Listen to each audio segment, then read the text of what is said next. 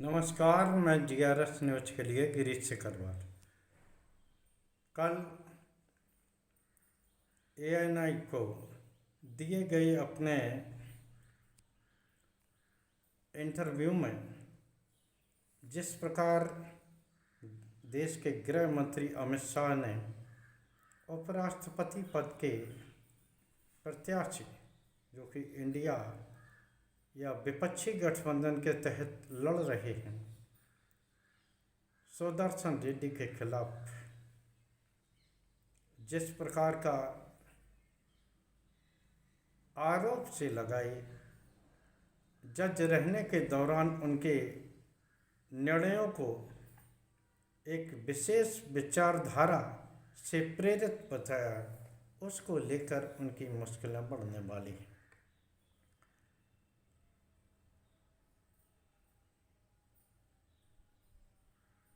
देश के विभिन्न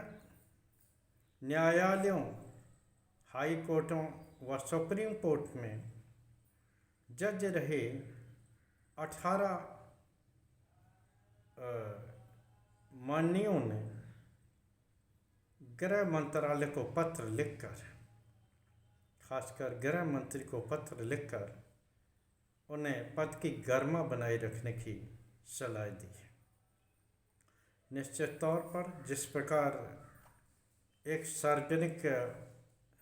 सभा में देश के गृह मंत्री ने उपराष्ट्रपति पद के विपक्षी गठबंधन के प्रत्याशी पूर्व जस्टिस सुदर्शन रेड्डी पर नक्सलवादी विचारधारा से प्रेरित होकर उनके निर्णयों पर सवाल खड़ा किया, उसको लेकर जजों ने माननीय गृह मंत्री को अपने पद की गरिमा बनाए रखने की सलाह दी है। क्योंकि जिस तरह से गृह मंत्री विपक्षी नेताओं पर पलटवार करते हुए इस मर्यादा को भूल गए कि आखिर मिस्टर रेड्डी हाई कोर्ट के जज रहे और अपने कार्यकाल में उन्होंने तमाम तरह के ऐसे निर्णय दिए जिसकी सराहना की जाती है, लेकिन अपने प्रत्याशी को जिताने के लिए किस प्रकार उन्होंने उनके निर्णयों तक, उनके निर्णयों को भी कटघरे में खड़ा किया, उसे नक्सलवादियों के विचारधारा से प्रेरित बताया, उसकी सिर्फ आलोचना ही की जा सकती है। जब माननीय न्यायाधीश न्याय के कुर्सी पर बैठते हैं तब वो ये नहीं देखते कि आखिर सामने कटघरे में खड़ा आदमी उसका अपना है, किस जात धर्म का है, किस विचारधारा का है, और वो सबूतों और गवाहों के आधार पर उस पर अपना निर्णय लेते हैं और वो निर्णय नज़ीर भी बनता है। लेकिन जिस प्रकार देश के गृह मंत्री ने माननीय न्यायालयों के निर्णय को कटघरे में खड़ा किया, वो न सिर्फ निंदनीय है बल्कि उन पर अगर इस बात को लेकर मुकदमा भी उन पर चले तो इसमें कोई आश्चर्य की बात नहीं होना चाहिए। माननीय न्यायाधीशों ने जो ये निर्णय लिया है वो मेरे ख्याल से देर से उठाया गया निर्णय। इन न्यायाधीशों को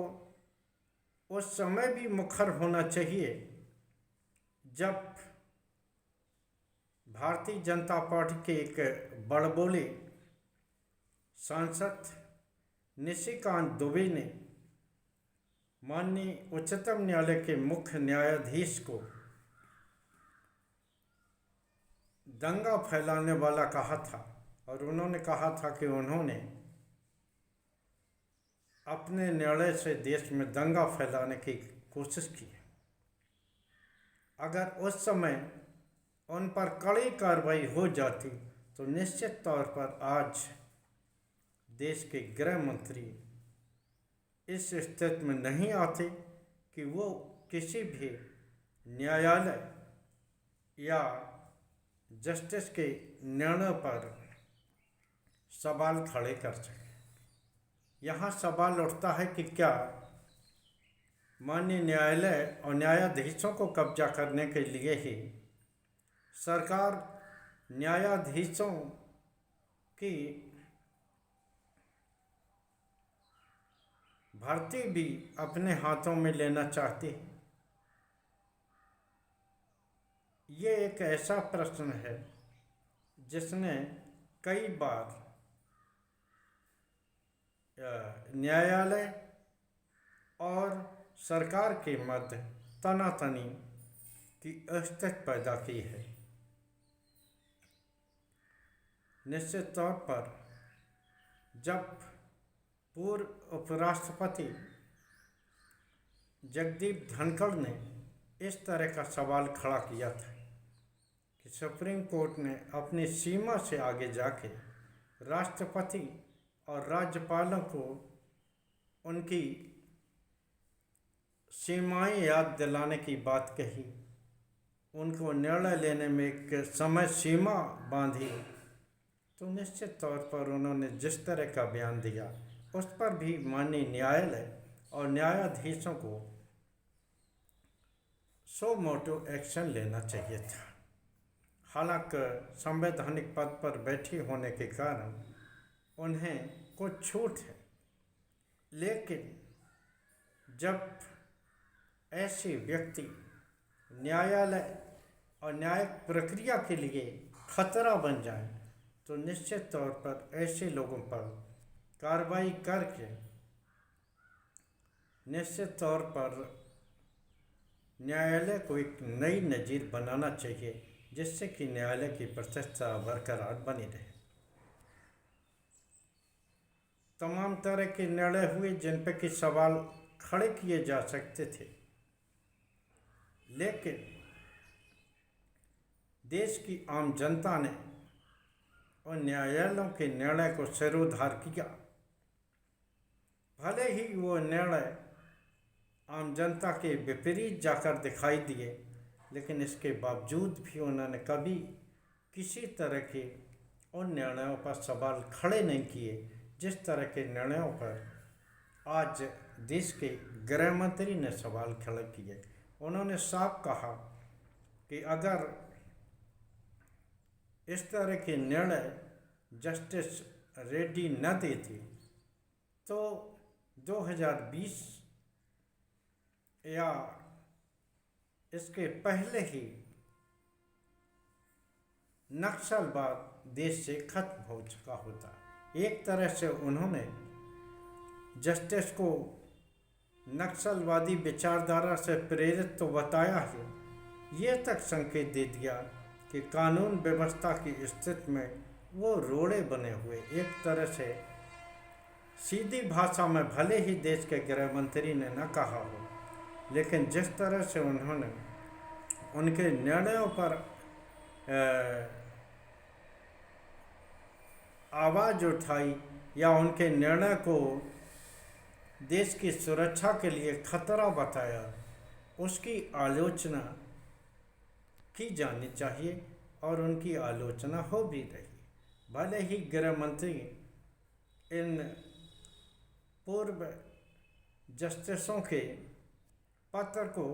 कूड़ेदान में डाल दें, लेकिन नैतिकता तो यही कहती है कि अगर एक भी देश का आम व्यक्ति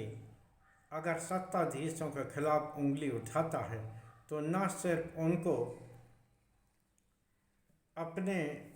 पद एवं मर्यादा की प्रतिष्ठा बरकरार रखनी चाहिए, बल्कि ऐसे किसी सार्वजनिक बयान से बचना चाहिए कि जो न सिर्फ न्यायाधीश या न्यायालयों की प्रतिष्ठा को गिराने वाला होना चाहिए। जैसा कि मैंने बताया कि अगर उसी समय बड़बोले सांसद के खिलाफ कड़ी कार्रवाई अगर मुख्य न्यायाधीश अपने स्तर से कर देते या न्यायालय अपने स्तर से कोई एक्शन लेता, तो निश्चित तौर पर किसी की भी ये हिम्मत नहीं होती कि माननीय न्यायाधीशों या न्यायालय की ओर कुत्सित दृष्टि से उंगली भी उठा सके। आज के ब्लॉग में बस इतना ही। जय हिंद, जय भारत। कल फिर किसी नए मुद्दे पर आपके साथ जोड़ने का प्रयास करूँगा। जय हिंद।